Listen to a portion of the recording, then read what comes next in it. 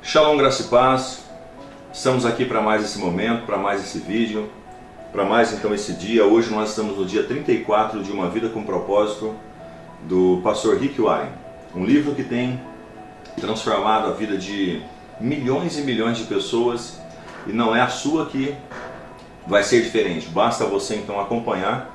O que eu faço aqui é apenas um resumo deste livro, mas vale muito a pena você ler, você estudar, você participar então desse livro, para que assim a sua vida venha totalmente ser mudada. Hoje, dia 34, pensando como servo. Estamos falando sobre o quarto propósito da adoração, quarto propósito então de vida que Deus ele nos colocou aqui nessa terra, e é então do servir. E diz Números 14, 24, meu servo Caleb fica diferente e me segue de forma íntegra. Também Filipenses 2,5 diz assim, pensem de vocês mesmos, tal como Cristo Jesus pensava de si mesmo. Servir começa na mente. Ser servo requer uma mudança de rumo em sua mente, uma alteração de postura. Deus está sempre mais interessado em por que você faz algo do que o que você faz. Atitudes contam mais do que realizações. E o rei Amazias perdeu então a graça de Deus porque fez o que o Senhor aprova, mas não de todo o coração. Servos verdadeiros servem a Deus com uma mentalidade que engloba 5 atitudes. 5 atitudes que englobam então a nossa maneira de servir, a maneira de estar, as atitudes. Vamos lá para a primeira. Os servos pensam mais nos outros do que em si mesmo. Os servos pensam mais nos outros do que em si mesmo. Os servos eles se concentram nas outras pessoas e não em si. E esta é a verdadeira humildade. Não pensar menos de si, mas pensar menos em si. Eles são abnegados e Paulo disse, esqueçam de si o suficiente para ajudarem ao próximo. Isso significa o quê? Perder a sua vida, deixar os seus gostos, deixar as suas práticas para poder então servir a outras pessoas. Esse é o grande plano, o grande propósito que Deus tem para a nossa vida. Então os servos pensam mais em si do que nos outros, mais nos outros do que em si, melhor dizendo. Os servos também pensam como admiradores e não como donos.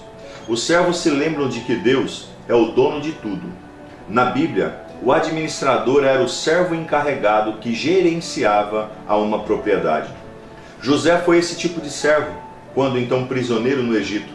Potifar confiou a sua casa a José, e depois o carcereiro confiou então a prisão a José. Então veja bem, o servo ele pensa como um administrador, não como dono.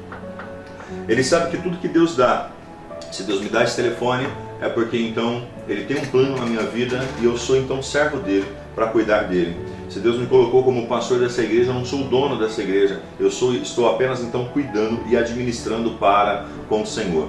Isso é servir, isso é viver uma vida de serviço. Nós pensamos como administradores e não pensamos como proprietários.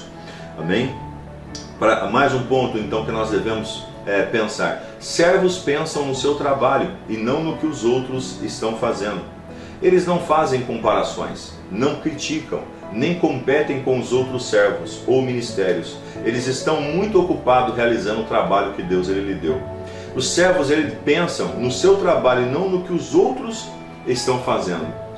Quando nós somos servos, nós entendemos que trabalhamos para um todo, trabalhamos para o Senhor, soberano, salvador da nossa vida. E para que isso então aconteça, eu e você devemos pensar de uma forma coletiva e não nos preocupar naquilo que o outro está fazendo, mas focar naquilo que nós estamos fazendo, focar naquilo que precisamos fazer, da maneira que nós devemos fazer, para que assim o propósito de Deus se cumpra em nossa vida.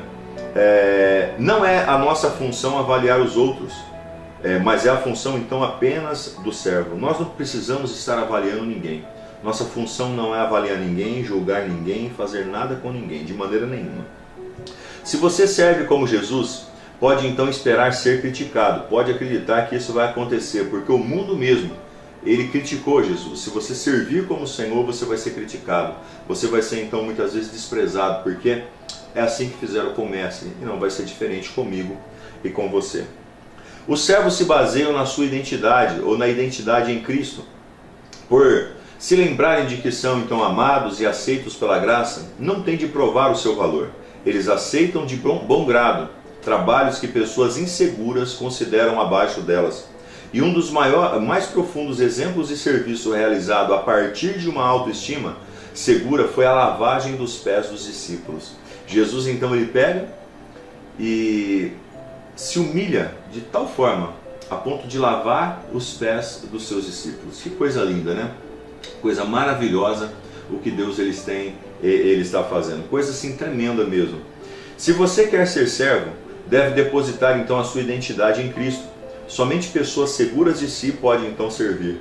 Pessoas inseguras estão sempre preocupadas com a aparência perante as outras pessoas, mas quando elas são seguras de si, quando elas sabem o que elas estão fazendo, elas não precisam provar nada para ninguém. Elas sabem que o que faz é para agradar ao Senhor, o que pensa é para agradar ao Senhor, o que age é para agradar ao Senhor, e assim nós vamos então avançando e fazendo.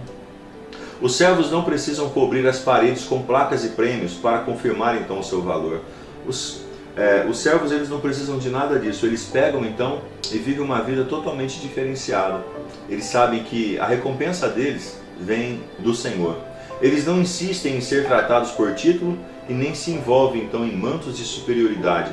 Os servos consideram irrelevantes os símbolos de status e não medem o próprio valor pelas realizações. Como Paulo disse, você pode gloriar-se de você mesmo, mas a única aprovação que conta é a do Senhor. A aprovação do Senhor e aquilo que você faz diante de Deus é o que conta. E se você, amados, se você não parar e pensar sobre isso, os planos de Deus vão ser frustrados na sua vida. Você não está aqui por acaso, você está aqui porque há um propósito de Deus na sua história. E para que esse propósito se cumpra, para que o projeto de Deus se cumpra, você precisa então servir de todo o seu coração, sem se preocupar com outras pessoas. Servos também consideram o ministério uma oportunidade, não uma obrigação. O servo que é servo de verdade, ele não tem um peso, ele não tem um fardo para estar então realizando o trabalho. Ele sabe que o que ele está fazendo é exatamente para agradar ao Senhor. Ele sabe que o que ele está fazendo é exatamente para então celebrar ao Senhor. E assim nós vamos avançando. Queridos, não faça nada por obrigação, não faça nada então, forçado sobre a sua vida. Sirva ao Senhor de todo o seu coração. Sirva ao Senhor com alegria, sirva ao Senhor com determinação, sirva ao Senhor com tranquilidade em sua mente, em sua história, e assim você vai ter bênçãos e mais bênçãos sobre a sua vida de uma forma recalcada, sacudida e transbordante. E nesse 34º dia, pensamento sobre o seu propósito, para ser servo de Deus, eu devo pensar como o quê? Claro que como servo. E o versículo seja a atitude de vocês a mesma de Cristo Jesus, como diz Filipenses 2, verso 5. E uma pergunta normalmente me preocupo mais em ser servido ou achar então maneiras de servir a outras pessoas? Eu me preocupo mais em servir pessoas ou em ser servido? Que Deus possa te abençoar. Eu quero orar com você para que essa unção de servo recaia sobre as nossas vidas. Todos nós precisamos e necessitamos muito disso, em nome de Jesus. Pai, aqui nós estamos na Tua presença. Eu peço que o Senhor venha trazer a Tua bênção, a Tua graça, a Tua vitória, que o Seu poder, que as Suas maravilhas se renove, Senhor Deus, sobre a vida, sobre a casa e sobre a família de cada um dos Seus filhos. Haja, meu Deus, proteção, haja, meu Deus, provisão e que nós possamos servir, Senhor Deus, com alegria, com tranquilidade e com amor na Tua presença, Pai. Em nome de Jesus, amém e amém. Que Deus te abençoe, shalom, graça e paz. Até o próximo vídeo em nome de Jesus.